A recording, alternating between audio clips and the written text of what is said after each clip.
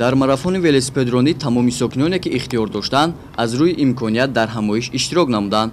ин иқдом дар доираи рӯзи ҷавонон ки ҳамасола дар моҳи май таҷлил мешавад аз ҷониби кумитаи кор бо ҷавонон ва варзиши назди ҳукумати ҷумҳурии Тоҷикистон роҳандозӣ шудааст. ҳоло велосипедронӣ дар Тоҷикистон бештар хоси онҳоест ки дар фикри беҳбуди саломатии худ ҳастанд ва онҳо ҳам аксаран танҳо ба дасткор ё дар вақти холигии худ дучархасаворӣ мекунанд.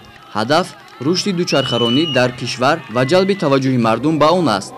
ҳамчунин дар ин рӯз Дави миллӣ бо иштироки беш аз 3000 иштирокчиён, роҳбарони ташкилоту корхонаҳо, ҷавонону варзишгарон ва дӯстдорони дав бо суханронии роҳбарияти мақомоти иҷроии маҳаллии ҳокимияти давлатии шаҳри Турсунзода оғоз гардид. Қайд карда шуд ки Дави миллӣ яке аз рӯйдодҳои муҳимест ки ба пойдории ҳаёти солим, ҷинояткориву амалҳои ношоиста ва устувории дӯстии халқу миллатҳо мусоидат менамояд.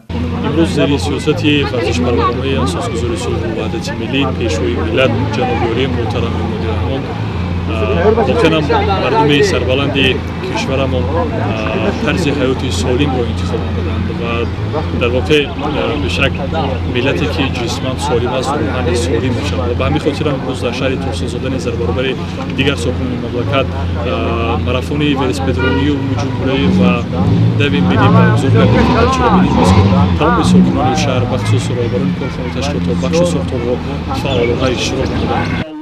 дар анҷоми чорабинӣ аз ҷониби мақомоти иҷроии ҳокимияти давлатии шаҳри Турсунзода ба беҳтарин варзишгарон ва иштирокчиёни фаъол диплом ва тӯҳфаҳои хотиравӣ тақдим карда шуд.